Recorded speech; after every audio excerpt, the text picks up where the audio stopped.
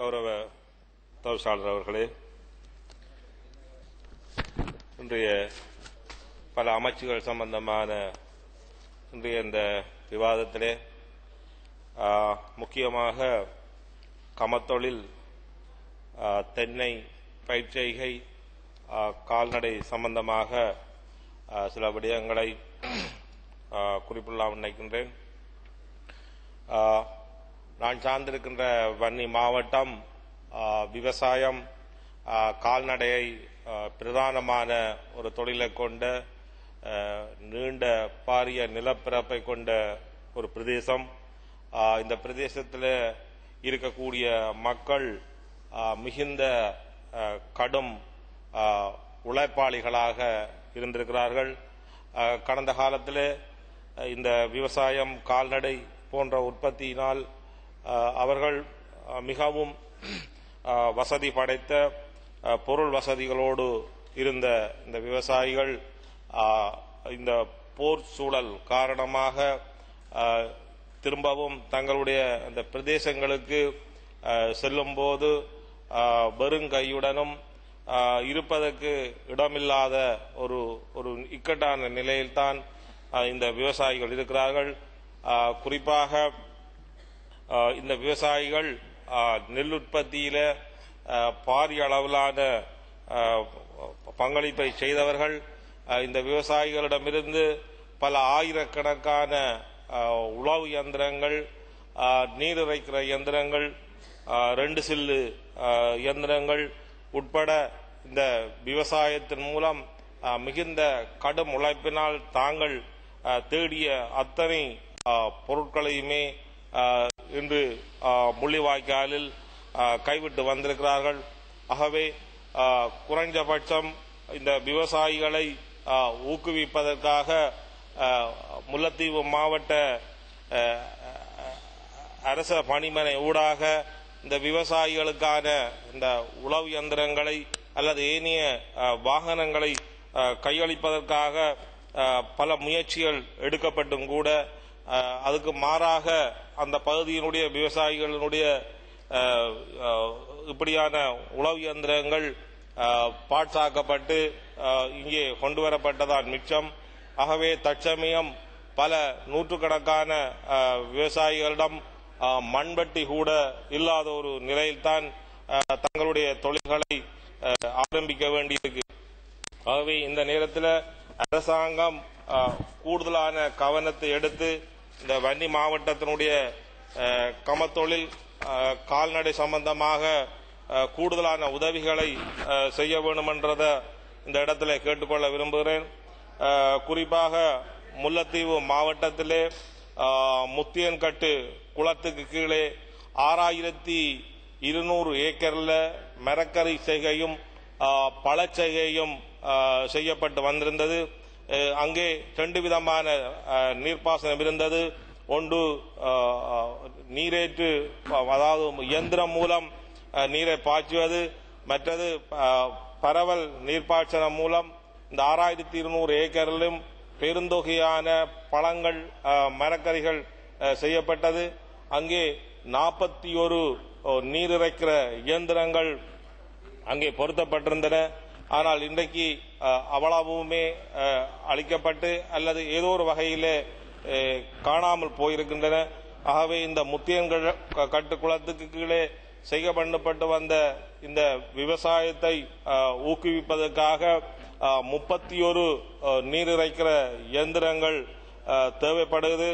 அதேபோல் அந்த குளத்துக்கு கீழ் வருகின்ற அந்த வாய்க்கால்கள் புனரமைப்பு உட்பட 900 மில்லியன் ரூபா பணம் தேவைப்படுவதனால் இந்த உற்பத்தியை பெருக்குவதற்கு, இந்த விவசாயிகளை ஊக்குவிப்பதற்கு இந்த அரசாங்கம் உரிய நடவடிக்கைகளை எடுக்க வேண்டும் என்றதை இந்த நேரத்தில் கேட்டுக்கொண்டு, அதேபோல் வன்னி பகுதியில் இருக்கக்கூடிய பல விவசாய காரியாலயங்கள், போதனாசிரியர்கள் காரியாலயங்கள் பலவற்றில் இன்னும் ராணுவம் திருப்பி கையளிக்காமல் இருக்கிற ஒரு நிலவரம் இருக்குது. குறிப்பாக மன்னார் மாவட்டத்தில் இலுப்பக்கடவை உட்பட பல கிராமங்களிலே இந்த விவசாய போதனாசிரியர்களுக்குரிய காரியாலயங்கள் கையளிக்கப்படாமல் இருக்கு. அதிலே மன்னார் மாவட்டத்துக்குரிய பிரதி விவசாயர் பணிப்பாளர் காரியாலயம், அதாவது மன்னார் மாவட்டத்துக்குரிய அந்த காரியாலயம் கூட இன்னும் ராணுவம் தங்களுடைய ஆளுகைக்குள் தான் வச்சிருக்கு. இந்த உத்தியோகத்தர்கள் தற்காலிகமான ஒரு சிறிய இடங்களில் இருந்துதான் மிகுந்த சிரமங்களுக்கு மத்தியில தங்களுடைய பணிகளை ஆரம்பித்து கொண்டிருக்கிறார்கள். ஆகவே அந்த ராணுவம் வன்னியில தன்வசம் வச்சிருக்கக்கூடிய இப்படியான காரியாலயங்களை அந்தந்த திணைக்களங்களிடம் திரும்பவும் ஒப்படைக்க வேண்டும். அதேபோல் மன்னார் மாவட்டம் நெல் உற்பத்திக்காக 25,000 ஏக்கர் காணிகளில் இருந்து நெல்லை சேமித்து அரிசியாக்கி அதை உற்பத்தி செய்வதற்கான முயற்சிகள் எடுக்கப்பட்டிருக்குது. ஆனால் அங்கு நெல் களஞ்சியங்கள் கடந்த காலத்தில் போர் காரணமாக பல நெற்களஞ்சியங்கள் அளிக்கப்பட்டிருக்குது. ஆகவே அந்த நெற்களஞ்சியங்களை திரும்பவும் அந்தந்த இடங்களிலே புனரமைக்க வேண்டும். அதேபோல் விவசாய போதனாசிரியர்களுடைய தேவை பற்றாக்குறை நிறையவே இருக்குது. அது வவுனியா, மன்னார், முல்லைத்தீவு மாவட்டங்கள் உட்பட பரவலாக இவர்களுக்கான இந்த ஆளணி பற்றாக்குறைகள் நிறைய இருக்கின்றன. ஆகவே இவற்றையும் நியமிக்க வேண்டுமென்றதை கேட்டுக்கொண்டு, அதேபோல் நெல் உற்பத்தியை எடுத்துக்கொண்டால் குறிப்பாக மன்னார் மாவட்டத்தில் தற்சமயம் கட்டுக்கரை குளத்துக்கு கீழ்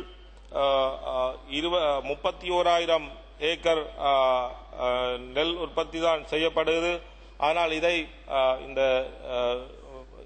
இந்த உற்பத்தியை 45,000 ஏக்கராக பெருக்குவதற்காக மல்வத்தோயார் நீர்த்தேக்கத்திலிருந்து வருகின்ற நீர் 10% நீர்தான் இந்த கட்டுக்கரை குளத்துக்கு வருகிறது. 90% நீர் வெளியே கடலிலே கலப்பதனால இந்த நெல் உற்பத்தியை அதிகரிக்க முடியாமல் இருக்கின்றன.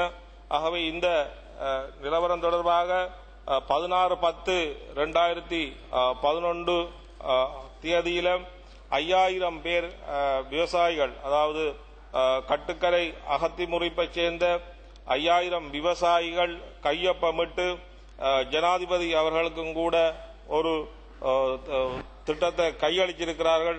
ஆகவே இந்த 31,000 ஏக்கர் நெல் உற்பத்தியை 45,000 மாற்றுவதற்காக இந்த மல்வத்தோயா நீர்த்தேக்கத்தை முழுமையாக கட்டுக்கரை குளத்துக்கு திருப்புவதனூடாக இந்த நெல் உற்பத்தியை பெருக்க முடியும் என்றதையும் இந்த நேரத்தில் கேட்டுக்கொண்டு, அதேபோல் முல்லைத்தீவு மாவட்டத்தில் கொக்குளாய், கொக்குத்தொடுவாய் போன்ற பிரதேசங்களிலே வந்து மீள குடியேற்றப்பட்ட அந்த மக்கள் அந்த பகுதியில் இருக்கக்கூடிய பல குளங்கள், விவசாய நிலங்களை வந்து விவசாயம் செய்வதற்கு ராணுவம் தடுக்கப்பட்டிருக்கிறார்கள்.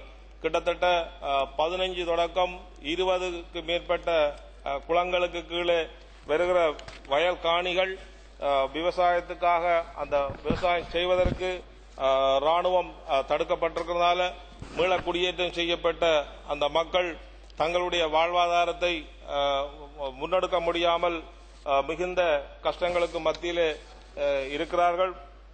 ஆகவே மீளக்குடியேற்ற மக்களுக்கு அந்த பகுதியினுடைய விவசாயத்தை மேற்கொள்வதற்கு உரிய நடவடிக்கையை எடுக்க வேண்டும் என்றதை இந்த இடத்திலே கேட்டுக்கொண்டு, தெங்கு உற்பத்தியை பொறுத்தவரை போர் காரணமாக வன்னி மாவட்டத்தில் பெருந்தொகையான தென்னைகள் அளிக்கப்பட்டிருக்கின்றன. ராணுவ நடவடிக்கை காரணமாக பங்கர் அமைப்பதற்காக அங்கே இருக்கக்கூடிய முழுமையான தென்னையும் அளிக்கப்பட்டிருக்கு. ஆனால் இன்றைக்கு மீள்குடியேற்றம் செய்யப்பட்டிருக்கிற அந்த மக்களுக்கு இலவசமாக பெருந்தொகையான தென்னை நாற்றுகள் தேவைப்படுகின்றன. அதை வழங்க வேண்டும். ஒரு சில இடங்களில் கொடுக்கப்பட்டிருந்தாலும் பெருந்தொகையானவர்களுக்கான இந்த தென்னை பயிர்ச்செய்கைக்கு உரிய ஒழுங்கல் செய்யப்பட வேண்டும். அதேபோல் வன்னி மாவட்டத்தை எடுத்துக்கொண்டால் வன்னி மாவட்டத்தில் நிலத்தடி நீர் ஆய்வு செய்யப்படுவதனூடாக நல்ல மண் இருக்கிற இடங்களில் குழாய் கிணறுகளை அமைப்பதனூடாக ஒரு குழாய் கிணறின் மூலம் 15 ஏக்கருக்கான பயிர்ச்செய்கைகளை செய்ய முடியும். வறட்சியான ஒரு காலகட்டத்தில் இப்படியான குழாய் கிணறுகள் மூலம் இந்த பயிர்ச்செய்கைகளை செய்வதற்கான ஏற்ற ஒழுங்கு செய்ய வேண்டும். அதுக்கு முக்கியமாக நிலத்தடி நீர் ஆய்வு செய்யப்படுவதன் ஊடாகத்தான் இந்த பயிர்ச்செய்கைகளை ஊக்குவிக்க முடியும் என்று கேட்டுக்கொண்டு, முக்கியமாக இந்த வன்னியை சேர்ந்த விவசாயத்தை கால்நடையை நம்பியிருக்கிற இந்த மக்கள் போருக்கு பிற்பட்ட சூழலில் பல குடும்பங்கள் எந்த அடிப்படை வசதிகளும் இல்லாமல் இருக்கிற இந்த நேரத்தில் அந்த விவசாயிகளை ஊக்குவிப்பதற்காக அரசு கூடுதலாக